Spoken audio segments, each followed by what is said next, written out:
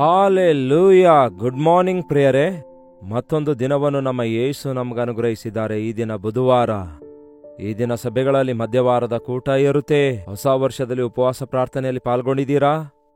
ಆಲಯಕ್ಕೆ ಕ್ರಮ ತಪ್ಪದಂತೆ ಹಾಜರಾಗಿ ದೇವರ ಸನ್ನಿಧಿಯಲ್ಲಿ ಆ ದೇವರನ್ನು ಆರಾಧಿಸುವಾಗ, ಆ ದೇವರಿಗೆ ಪ್ರಾರ್ಥನೆ ಮಾಡುವಾಗ ಎಷ್ಟೋ ದೊಡ್ಡ ಕಾವಲು, ದಿವ್ಯ ಆಶೀರ್ವಾದಗಳು ದೊರಕುತ್ತವೆ. ಅವುಗಳನ್ನು ಅನುಭವಿಸುವ ಹಾಗೆ ಕ್ರಮ ತಪ್ಪದಂತೆ ಈ ವರ್ಷದಲ್ಲಿ ಆರಂಭದಿಂದಲೇ ದೇವರನ್ನು ಪ್ರೀತಿಸಿರಿ, ದೇವರಿಗೆ ಪ್ರಥಮ ಸ್ಥಾನ ಕೊಡಿರಿ. ಬನ್ನಿ ಒಂದು ಚಿಕ್ಕ ಪ್ರಾರ್ಥನೆ ಮಾಡೋಣ. ಪರಿಶುದ್ಧ ದೇವರೇ, ನಿಮಗೆ ವಂದನೆಗಳು. ಮತ್ತೊಂದು ಸಾರಿ ಈ ಉದಯ ಕಾಲದಲ್ಲಿ ನಮ್ಮೊಂದಿಗೆ ಮಾತಾಡಿರೆಂದು ಕ್ರಿಸ್ತನ ನಾಮದಲ್ಲಿ ಬೇಡುತ್ತೇನೆ ತಂದೆಯೇ, ಆಮೇನ್. ಸಾಕು ಪ್ರಿಯರೇ, ಒಂದು ಮಾತು. ದೇವರೇ, ಒಂದು ಸಾರಿ ನಮ್ಮನ್ನು ಜ್ಞಾಪಕ ಮಾಡಿಕೋ ಅಂದ್ರೆ ಸಾಕು. ನಮ್ಮ ಪ್ರಾರ್ಥನೆ ಕೇಳಲು ಆತನು ಯಾವಾಗಲೂ ಸಿದ್ಧವಾಗಿದ್ದಾರೆ. ನಮ್ಮ ಹೃದಯದಲ್ಲಿರುವ ಆಸೆಗಳನ್ನು ಅರಿತ ದೇವರಾಗಿ ನಮ್ಮ ಹೃದಯದ ತವಕವನ್ನು ತೀರಿಸುವ ಆತನಾಗಿದ್ದಾರೆ. ಏನಾಗಿದೆ ಈ ಉದಯ ಕಾಲದಲ್ಲಿ ನಿಮ್ಮ ಹೃದಯದ ಆಸೆ? ಏನಾಗಿದೆ ನಿಮ್ಮ ಆಲೋಚನೆ? ಯಾವುದರ ಕುರಿತಾಗಿ ನೀವು ಆಲೋಚಿಸುತ್ತಾ ಇದ್ದೀರಿ? ಕೀರ್ತನೆಗಳು ಪ್ರಿಯರೇ ನಮಗೆ ಬಹಳಷ್ಟು ವಿಷಯಗಳನ್ನು ಕಲಿಸುತ್ತವೆ. ದಾವೀದನು ಬರೆದ ಕೀರ್ತನೆ ಅನ್ನುತ್ತಾರೆ. ಆದರೆ ದಾವೀದನು ಆರಂಭಿಸಿದ್ದಾನೆ. ಎಲ್ಲಾ ದಾವೀದನೇ ಬರಲಿಲ್ಲ, ಕೆಲವೊಂದು ದಾವೀದನು ಬರೆದಿದ್ದಾನೆ, ಇತರ ಗ್ರಂಥಕರ್ತರು ಬರೆದಿದ್ದಾರೆ. ಆದರೆ ಇದನ್ನೆಲ್ಲ ಸಂಗ್ರಹಿಸಿ ಒಂದು 150 ಕೀರ್ತನೆಗಳಾಗಿ ನಮ್ಮ ಮುಂದೆ ಬೈಬಲ್ನಲ್ಲಿರುವ ಹಾಗೆ ಅನೇಕರು ಪವಿತ್ರಾತ್ಮನಿಂದ ಪ್ರೇರೇಪಿಸಲ್ಪಟ್ಟು ಈ ರೀತಿ ರಚಿಸಿಟ್ಟಿದ್ದಾರೆ. ನಿಮ್ಮ ಮನಸ್ಸು ಸರಿಯಾಗಿಲ್ಲದಿರುವಾಗ ಕೀರ್ತನೆಗಳನ್ನು ಓದಿರಿ. ಪ್ರಾರ್ಥನೆ ಬರೆದಿದ್ದರೆ ಕೀರ್ತನೆಗಳನ್ನು ಓದಿರಿ. ಕೀರ್ತನೆಗಳನ್ನು ಓದುತ್ತಿರುವಾಗ ನಿಮಗೆ ಪ್ರಾರ್ಥನಾತ್ಮ ಉಂಟಾಗ್ತದೆ. ಪ್ರಾರ್ಥನೆ ಅಂದ್ರೆ ಏನೆಂದು ಗೊತ್ತಾಗುತ್ತೆ. ಪ್ರತಿ ಕೀರ್ತನೆ ಒಂದು ಪ್ರಶ್ನೆಯಿಂದ ಪ್ರಾರಂಭ ಆಗುತ್ತೆ. ಹೆಚ್ಚು ಕಡಿಮೆ ಬಹಳಷ್ಟು ಕೀರ್ತನೆಗಳು ಒಂದು ಪ್ರಶ್ನೆಯಿಂದ ಪ್ರಾರಂಭಿಸಿ ಕೀರ್ತನೆಯ ಮುಕ್ತಾಯದಲ್ಲಿ ಉತ್ತರ ದಾವೀದನ ಬಾಯಿಂದಲೇ ಬರುವುದನ್ನು ನೋಡ್ತೇವೆ. ಯಾಕೆಂದ್ರೆ ಪ್ರಾರ್ಥಿಸುವಾಗ ಆಮೇನ್ ಅನ್ನುವುದರೊಳಗಾಗಿಯೇ ಉತ್ತರ ಸಿಗುತ್ತೆ. ನಾವು ಬಹಳಷ್ಟು ಸಾರಿ ಅದನ್ನು ಗಮನಿಸಲ್ಲ. ಒಂದು ವೇಳೆ ಈ ಕೀರ್ತನೆಗಳನ್ನು ನೋಡುವುದಾದರೆ ಅನೇಕ ವಿಧವಾದ ಆ ಒಂದು ಸಂದರ್ಭಗಳಲ್ಲಿ ನಮಗೆ ಎಚ್ಚರಿಕೆ, ಆದರಣೆ, ಕಣ್ಣು ತೆರೆಯೋದು, ಆ ಒಂದು ಸ್ತುತಿ ಕೃತಜ್ಞತೆಗಳು ನಮ್ಮ ಹೃದಯದೊಳಗಿಂದ ಬರುವ ಹಾಗೆ ಈ ಕೀರ್ತನೆಗಳು ಮಾಡುತ್ತವೆ. ಈ ದಿನ 27ನೆಯ ಕೀರ್ತನೆ ನೋಡೋಣ. ಈ ಅನುದಿನದ ಧ್ಯಾನದಲ್ಲಿ ಕ್ಲುಪ್ತವಾಗಿ ಧ್ಯಾನಿಸ್ತೇವೆ. ಯಾಕೆಂದರೆ ಮಾರ್ನಿಂಗ್ನಲ್ಲಿ ನೀವು ಅಡಾವುಡಿಯಲ್ಲಿ ಇರ್ತೀರಿ. ಒಂದು ಶಾರ್ಟ್ ಮೆಸೇಜ್ ಅನ್ನು ಒಂದು 20 ಮಿನಿಟ್ಸ್ ಒಳಗಾಗಿಯೇ ಪ್ರೋಗ್ರಾಮ್ ಮುಗಿಸುತ್ತೇವೆ. ಒಂದು 16-17 ಮಿನಿಟ್ಸ್ ಒಳಗಾಗಿಯೇ ನೀವು ಈ ಉದಯದಲ್ಲಿ ಕೇಳಿದ ಮೊದಲ ಮಾತನ್ನು ದಿನಾವಿಡೀ ಮನಸ್ಸಿನಲ್ಲಿಟ್ಕೊಂಡು ಧ್ಯಾನ ಮಾಡುತ್ತೀರಿ ಎಂಬುದಾಗಿ ನಿಂಪಾಡಿಗೆ ಬಿಡ್ತಿದ್ದೇನೆ. ಹಾಗಾಗಿ ಉದಯ ಕಾಲದಲ್ಲಿ ನಾವು ಓದಿ ಧ್ಯಾನಿಸಿರುವ ವಿಷಯಗಳನ್ನು ನೀವು ಮೇಲಿಂದ ಮೇಲೆ ಧ್ಯಾನಿಸುತ್ತಾ ಇರುವುದಾದರೆ ಈ ದಿನಾವಿಡೀ ನಿಮಗನುಕೂಲವಿರುವಾಗ ಆ ವಾಕ್ಯ ಭಾಗವನ್ನು ನೀವು ಓದುವುದಾದರೆ ತಪ್ಪದೆ 100ರಷ್ಟು ಫಲ ನೀವು ಹೊಂದಿಕೊಳ್ತೀರಿ. ಕೀರ್ತನೆ 27 ಒಂದಲ್ಲ ಒಂದು ಸಮಯದಲ್ಲಿ ಈ ದಿನ ಮತ್ತೊಂದು ಸಾರಿ ನಿಮ್ಮಷ್ಟಕ್ಕೆ ನೀವೇ ದೇವರೇ ನನ್ನ ಸಂಗಡ ಮಾತಾಡಿರಿ ಎಂದು ಹೇಳಿ ಓದಿ ನೋಡಿರಿ. ನನಗಿಂತಲೂ ದೊಡ್ಡ ಪ್ರಸಂಗ ನೀವೇ ಮಾಡಬಹುದು. ಹಾಗೆ ಮಾಡುವುದು ಮಾತ್ರವಲ್ಲ, ಅನುಭವಪೂರ್ವಕವಾಗಿ ಕೂಡ ಹೇಳ್ತೀರಿ. ಹೌದು ಪ್ರಿಯರೇ, ವಾಕ್ಯ ಯಾರೇ ಧ್ಯಾನಿಸಿದರೂ ಅದರಲ್ಲಿರುವಂತಹ ಸಾರ ಪರಿಶುದ್ಧಾತ್ಮ ದೇವರು ನಮಗೆ ತಪ್ಪದೆ ಬಯಲ್ಪಡಿಸುತ್ತಾರೆ. ಈ 27ನೇ ಕೀರ್ತನೆಯಲ್ಲಿ ದಾವೀದನು ಹೇಳ್ತಾನೆ, ಯೆಹೋವನು ನನಗೆ ಬೆಳಕು ರಕ್ಷಕನೂ ಆಗಿದ್ದಾನೆ, ನಾನು ಯಾರಿಗೆ ಭಯಪಟ್ಟೆನು? ಯೆಹೋವನು ನನ್ನ ಪ್ರಾಣದ ಆಧಾರವು, ನಾನು ಯಾರಿಗೆ ಹೆದರೆನು? ನಾನು ಯಾರಿಗೆ ಭಯಪಡಬೇಕು? ನಾನು ಯಾಕೆ ಹೆದರಬೇಕು? ಒಂಥರ ಭಯಪಡಬೇಕು? ನನಗೇ ಯೇಸು ಕ್ರಿಸ್ತನಾದ ನನ್ನ ದೇವರು ನನಗೆ ಬೆಳಕು ರಕ್ಷಕನೂ ಆಗಿದ್ದಾನೆ. ನನಗೆ ದಾರಿ ತೋರಿಸುವಾತನಾಗಿದ್ದಾರೆ, ನನ್ನನ್ನು ಕಾಪಾಡುವಾತನಾಗಿದ್ದಾರೆ, ನನ್ನ ಪ್ರಾಣಕ್ಕೆ ದುರ್ಗದ ಹಾಗಿದ್ದಾರೆ, ಕೋಟೆಯಂತಿದ್ದಾರೆ. ಆತನ ಕಾವಲಿನ ಅಡಿಯಲ್ಲಿ ನಾನಿದ್ದೇನೆ, ನಾನು ಯಾವುದಕ್ಕೂ ಭಯಪಡುವುದಿಲ್ಲ. ಹೌದು ಪ್ರಿಯರೇ, ಇಸ್ರಾಯೇಲರನ್ನು ಕಾಪಾಡುವಾತನು ತೂಕಡಿಸುವುದಿಲ್ಲ, ನಿದ್ರಿಸುವುದಿಲ್ಲ. ನೀವು ದೇವರ ಕಾವಲನ್ನು ಹೊಂದಿಕೊಂಡಿದ್ದೀರಾ? ದೇವರ ಬೇಲಿ ನಿಮ್ಮ ಸುತ್ತಲೂ ಇದೆಯಾ? ದೇವರ ಬೇಲಿಯ ಅಡಿಯಲ್ಲಿ ಇದ್ದೀರಾ? ನೀವೆಲ್ಲಿರುತ್ತೀರೋ ಅಲ್ಲಿಯೇ ಬೇಲಿ ಬಂದು ನಿಮ್ಮ ಸುತ್ತಲೂ ಇರಬೇಕು ಎಂದು ನೀವು ಅಂದುಕೊಳ್ತೀರೇನೋ? ದೇವರ ಚಿತ್ತವು ಎಲ್ಲಿದೆಯೋ, ದೇವರು ಎಲ್ಲಿದ್ದಾರೋ ಅಲ್ಲಿ ನಾವಿರುವಾಗಲೇ ಅಲ್ಲಿಯೇ ಬೇಲಿ ನಮ್ಮ ಸುತ್ತ ಇರುತ್ತೆ. ನೀವು ಮೂವಿ ಹಾಲಲ್ಲಿ ಕೂತ್ಕೊಂಡು ದೇವರೇ ನಿಮ್ಮ ಬೇಲಿ ನನ್ನ ಸುತ್ತಲೂ ಇರಲಿ ಅಂದ್ರೆ ನಡೆಯುತ್ತೋ? ನೀವು ಪಾಪ ಮಾಡುವ ಒಂದು ಸ್ಥಳದಲ್ಲಿ ಕೂತ್ಕೊಂಡು ನನ್ನನ್ನು ಕಾಪಾಡು ದೇವರೇ ಅಂದ್ರೆ ನಡೆಯುತ್ತೋ? ಈ ಲೋಕದಲ್ಲಿ ದೇವರ ಚಿತ್ತದ ಅಡಿಯಲ್ಲಿ ನಾವಿರುವಾಗ ನಮ್ಮ ಮೇಲೆ ಒಂದು ಕಾವಲು ಇರುತ್ತೆ. ಯಾಕೆ ಸಾಧಾರಣ ಮನುಷ್ಯರು ಭಯದಿಂದ ತುಂಬಿಕೊಳ್ತಿದ್ದಾರೆ? ನಾನಾ ವಿಧವಾದ ಭಯಗಳಿಗೆ ಗುರಿಯಾಗ್ತಿದ್ದಾರೆ. ದೇವರ ಚಿತ್ತದಲ್ಲಿ ಅವರಿಲ್ಲ, ದೇವರ ಕಾವಲಿನ ಅಡಿಯಲ್ಲಿ ಅವರಿಲ್ಲ. ಅವರು ಇಷ್ಟಾನುಸಾರವಾಗಿ ಮುಂದೆ ಸಾಗಿ ಅಕಸ್ಮಾತ್ತಾಗಿ ಗುಂಡಿಯೊಳಗಡೆ ಬಿದ್ದು ಅಲ್ಲಿ ಭಯಪಡದಿದ್ರೆ ಇನ್ನೇನ್ ಮಾಡ್ಲಿಕ್ಕಾಗುತ್ತೆ? ನೋಡ್ತಾ ನೋಡುತ್ತಲೇ ಬೆಂಕಿಯೊಳಗಡೆ ಬಿದ್ದು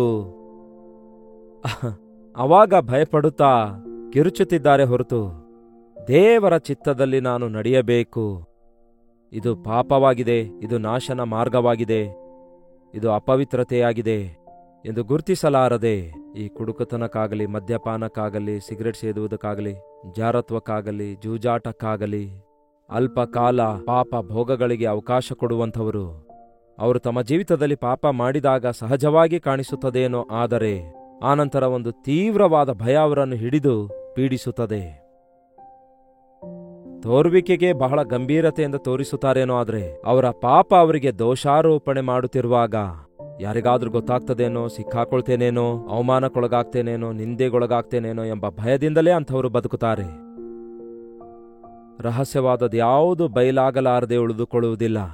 ನೀವು ರಹಸ್ಯದಿಂದ ಕೋಣೆಯೊಳಗಡೆ ಮಾತಾಡಿದ್ದು ಮಾಳಿಗೆಯ ಮೇಲೆ ಪ್ರಕಟಿಸಲ್ಪಡುವುದು. ಒಂದಲ್ಲ ಒಂದು ದಿವಸ ತಪ್ಪದೆ ನಾವು ಯಾರಿಗೂ ಗೊತ್ತಾಗುವುದಿಲ್ಲ ಅನ್ನುವಂಥದ್ದು ಬಟ್ಟ ಬಯಲಾಗುತ್ತೆ.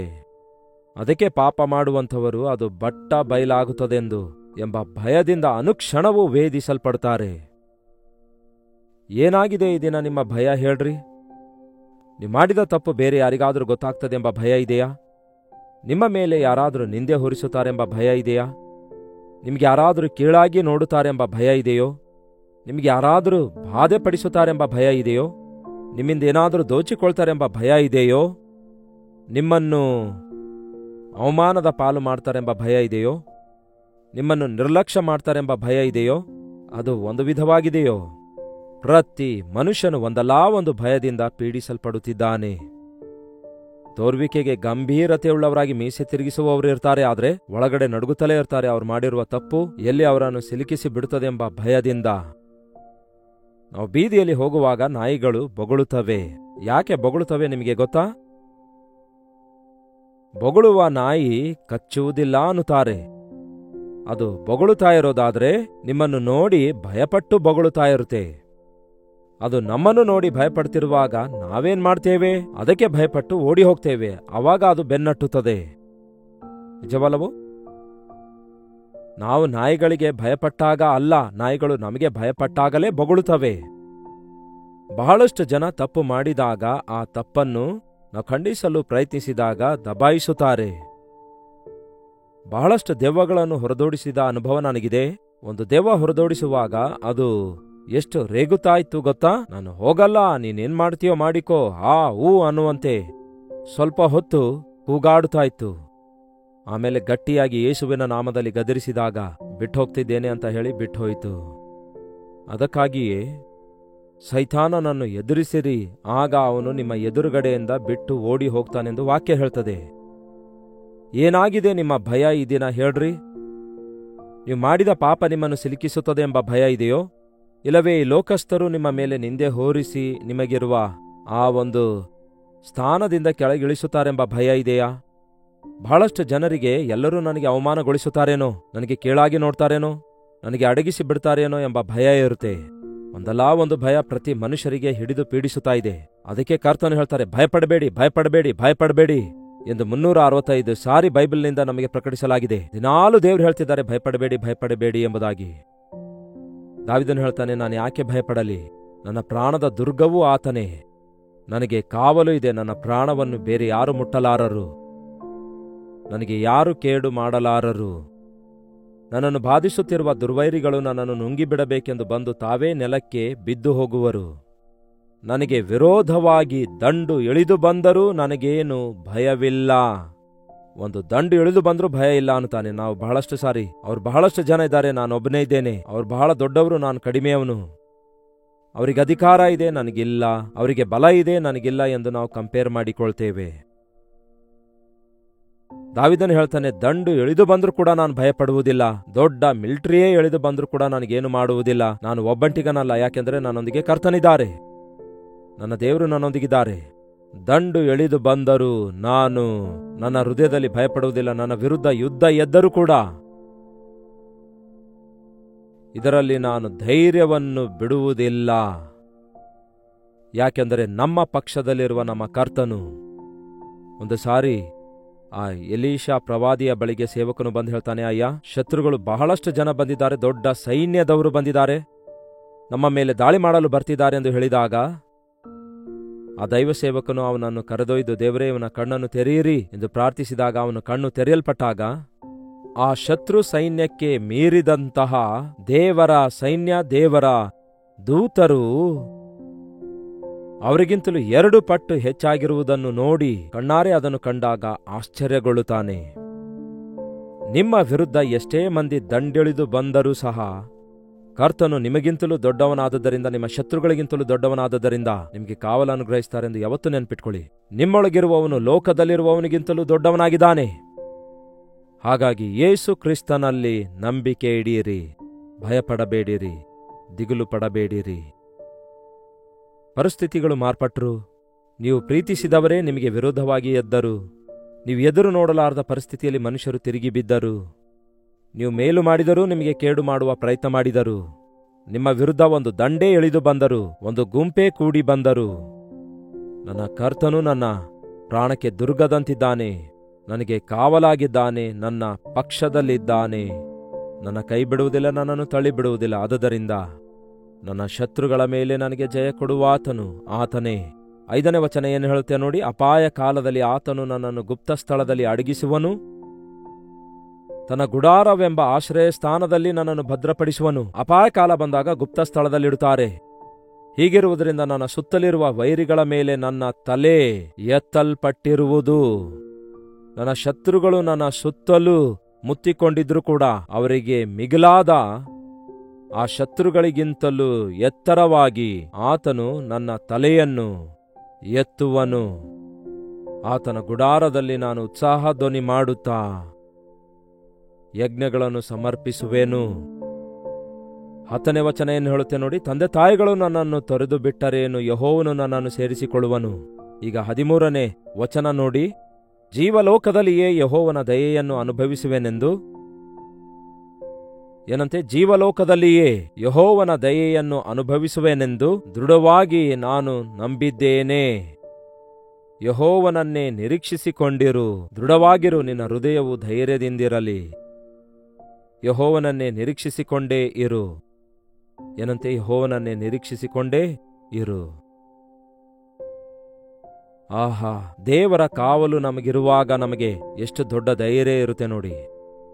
ಆತನು ನಮ್ಮ ಸುತ್ತಲೂ ಕಾವಲಿಡುತ್ತಾನೆ.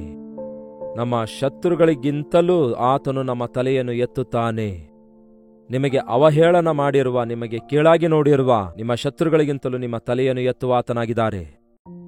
ನಾಚಿಕೆ ಪಡಿಸಿದವರೇ ನಾಚಿಕೆಗೊಳಗಾಗುವ ಹಾಗೆ ನೀವು ನಂಬಿದಂತಹ ದೇವರು ನಂಬಿಗಸ್ತನಾಗಿದ್ದಾನೆ ಎಂಬುದಾಗಿ ಅರಿತು, ದೇವರೇ, ನೀವು ನನಗೆ ಬೇಲಿಯಾಗಿರಿ, ನೀವು ನನ್ನ ಕಾವಲಾಗಿರಿ, ನಾನು ನಿನ್ನನ್ನೇ ನಂಬಿದ್ದೇನೆ ಎಂದು ನಾವು ಸಮಸ್ತ ಭಾರವನ್ನೆಲ್ಲ ಯೆಹೋವನ ಮೇಲೆ ಹೊರಿಸಿ ಆತನಿಗೆ ನಮ್ಮನ್ನು ನಾವು ಒಪ್ಪಿಸಿಕೊಳ್ಳುವುದಾದರೆ ಆತನೇ ನಮ್ಮ ಪ್ರಾಣಕ್ಕೆ ಆಧಾರವಾಗಿದ್ದು ನಮ್ಮ ಕೇಡಿನಿಂದ ನಮ್ಮನ್ನು ಬಿಡಿಸುತ್ತಾರೆ. ಪ್ರಾರ್ಥನೆ. ಪರಿಶುದ್ಧ ದೇವರೇ, ಪ್ರೀತಿಯುಳ್ಳ ತಂದೆಯೇ, ಯಾರ್ಯಾರು ಯಾವ್ಯಾವ ಸ್ಥಳದಿಂದ ಈ ಮಾತು ಕೇಳ್ತಿದ್ದಾರೆ, ಒಂದು ಸಾರಿ ಅವರನ್ನು ದರ್ಶಿಸಿರಿ ದೇವರೇ. ಅನೇಕ ವಿಧವಾದ ಭಯಗಳು ಈ ಅಂತ್ಯ ದಿನಗಳಲ್ಲಿ ನಮ್ಮನ್ನು ಹಿಡಿದು ಕಾಡಿಸುತ್ತಾ ಇವೆ. ಯುದ್ಧದ ಭಯ, ಭೂಕಂಪದ ಭಯ, ಪ್ರಕೃತಿ ವಿಕೋಪಗಳ ಭಯ, ಮನುಷ್ಯರ ಭಯ, ಕತ್ತಲೆಯ ಭಯ, ಅನೇಕ ವಿಧವಾದ ಆರ್ಥಿಕ ತೊಂದರೆಗಳ ಭಯ ನಮ್ಮನ್ನು ಕುಗ್ಗಿಸಿ ಬಿಡುತ್ತಿರುವಾಗ, ರೋಗದ ಭಯ ನಮ್ಮನ್ನು ನಿರುತ್ಸಾಹಪಡಿಸುತ್ತಿರುವಾಗ, ನಮ್ಮ ವಿರುದ್ಧ ದಂಡು ಇಳಿದು ಬಂದರೂ ನಮ್ಮ ದೇವರು ನಮ್ಮ ಕೈ ಬಿಡುವುದಿಲ್ಲ. ನಮ್ಮ ಶತ್ರುಗಳ ಮುಂದೆಯೇ ನಮ್ಮ ತಲೆಯನ್ನು ಎತ್ತುತ್ತಾರೆ ಎಂಬ ನಂಬಿಕೆ ಉಳ್ಳವರಾಗಿರುವಂತೆ ಸಹಾಯ ಮಾಡಿರಿ. ಪರಿಸ್ಥಿತಿಗಳು ಮಾರ್ಪಟ್ಟರು, ಎಲ್ಲರೂ ನಮ್ಮ ಕೈ ಬಿಟ್ಟರು, ತಂದೆ ತಾಯಿಗಳು ನನ್ನನ್ನು ತೊರೆದು ಬಿಟ್ಟರು, ನನ್ನ ದೇವರು ನನ್ನನ್ನು ಸೇರಿಸಿಕೊಳ್ಳುವರು ಎನ್ನುವಂತಹ ನಂಬಿಕೆಯೊಂದಿಗೆ ನಿಮ್ಮಲ್ಲಿ ನಂಬಿಕೆ ಇಟ್ಟು ಜೀವಿಸಲು, ನಿಮಗೆ ಮೊರೆ ಇಡಲು, ನಾವು ಆರಾಧಿಸುವ ದೇವರಾದ ನೀವು ಎಷ್ಟು ದೊಡ್ಡ ದೇವರಾಗಿದ್ದೀರಿ ಎಂದು ಗುರುತಿಸಿ ಸ್ತುತಿ ಸಲ್ಲಿಸಲು ನಮ್ಮಲ್ಲಿ ಪ್ರತಿಯೊಬ್ಬರಿಗೂ ಸಹಾಯ ಮಾಡಿರೆಂದು ಕ್ರಿಸ್ತನ ನಾಮದಲ್ಲಿ ಬೇಡುತ್ತೇನೆ ತಂದೆಯೇ, ಆಮೇನ್.